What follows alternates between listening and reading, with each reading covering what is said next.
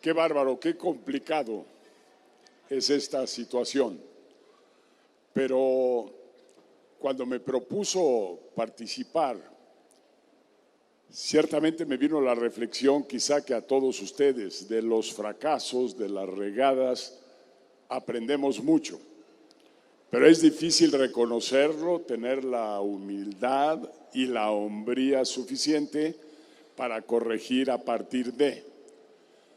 Yo, para evitarme problemas con la opinión pública y con los medios de comunicación, decidí no tocar ningún tema de presidencia. Todo salió bien ahí. Para algunos, todo salió mal ahí, para muchos otros. Pero al final yo pienso que cada momento que tomas una decisión en cualquier contexto y sobre cualquier tema, lo fundamental es hacer de esa decisión un reto para contar con todos los insumos que se requieren, para contar con todos los talentos y quienes nos rodean con su opinión, y para pensar en el impacto que va a tener esa decisión una vez que se toma. Si eso lo hacemos con esa claridad, con esa convicción, entonces difícilmente hablamos de un fracaso, simple y sencillamente fue una decisión equivocada. Pero voy a relatar brevemente un suceso que fue muy importante en mi vida y me impactó fuertemente. Esto fue en el tiempo que estaba yo del lado bueno, que es el sector privado, en lugar de andar en el sector público con todas sus complejidades. Se trata de una historia interesante. Estaba yo dirigiendo fábrica de botas Fox con mucha tranquilidad, todo caminaba bien, un solo producto, 2 colores, un solo modelo, con una corrida de 12 tamaños diferentes. No tenía ninguna mayor complejidad producir, empacar y llevarlo al mercado. Muy simple la operación y nos fue bien por mucho tiempo.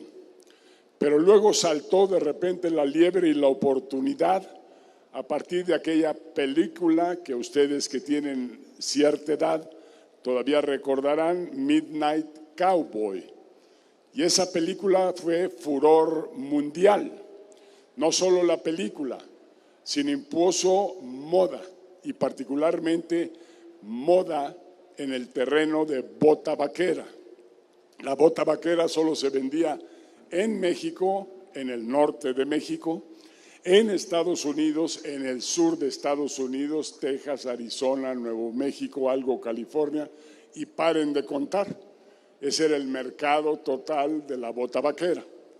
Cuando viene esta película y surge esta moda, se vuelve un producto mundial. Y de la noche a la mañana, todo mundo, mujer u hombre, quería llevar botas vaqueras. Pero botas vaqueras ya no como un instrumento o una bota para montar un caballo o para hacer tareas y faenas del campo, sino ya una bota para lucirla en los mejores centros, en los mejores lugares en el mundo entero. Y entonces, a toda prisa para aprovechar la oportunidad de esta demanda extraordinaria, 50 veces mayor que la demanda normal que existía, nos pusimos rápidamente a convertir la fábrica, a convertir a los proveedores, a crear una nueva empresa llamada International Fashion Shoes, que ustedes ven por ahí, y a lanzarnos a la conquista de los mercados en el mundo, particularmente en Europa, en el resto de Estados Unidos, en San Francisco, en Nueva York, en Chicago, en los grandes centros de consumo. Fue muy complicado cambiar maquinarias, muy complicado educar o cambiar proveedores, pasar de 2 colores, café o negro, a más de 50 colores diferentes, guindas, lilas, azules, verde, limón, todos los colores del mundo, todos los diseños diferentes de la bota, del tubo de la bota. Entonces, de 2 productos y 2 colores pasamos a más de 50 productos con más de 250 colores. Imaginen para cambiar a los curtidores, sus pigmentos, que cambiaran todos los colores. Y entusiasmados con ese mercado gigantesco que atender, nos lanzamos a la tarea. Rápido, en el término de 6 meses, ya estábamos produciendo las primeras botas vaqueras de moda para hombre y mujer, y nos lanzamos a Europa, nos lanzamos al resto de los Estados Unidos. La producción prácticamente se quintuplicó y todo parecía miel sobre hojuelas, solo que no contemplamos, y aquí estuvo la regada espectacular, que la moda cambia y cambia 2 veces al año. Hay moda de verano, hay moda de otoño e invierno, y por tanto todo ese caudal de diseños, de colores, de pieles, de inventarios, de botas en inventario o en tránsito, contenedores de botas vaqueras en camino a Europa, en camino al Asia, en camino al mercado de Nueva York, de repente se viene abajo y nos quedamos con un inventario espectacularmente alto. Ahí estuvo el gran fracaso, la gran pérdida, millones de dólares perdidos.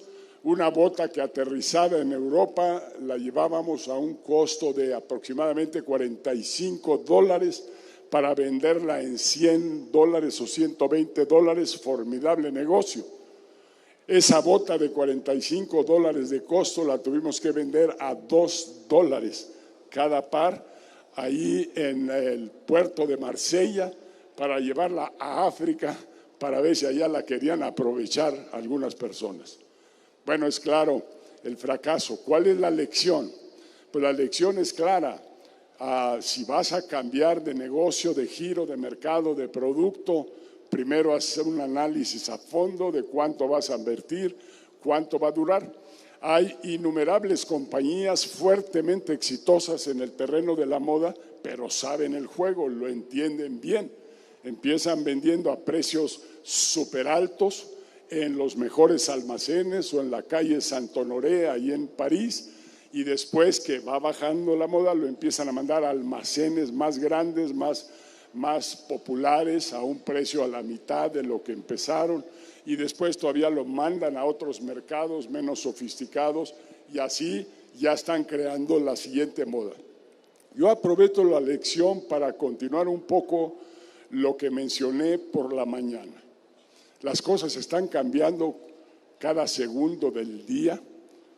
Cuando ustedes regresen a su comunidad, a su pequeño lugar, a su país, a la mera ya no está el presidente, a la mera ya lo corrieron, a la mera todo cambió en ese regreso. Entonces el cambio es fenomenal. Y lo que viene está todavía mucho más. Yo lo equiparo con la moda. Si esto que viene en el siglo XXI no tratamos de ver un poco y anticiparnos a lo que viene, no tratamos de entender de que todas las opciones que se nos están presentando de alguna manera son moda. Muchas gracias.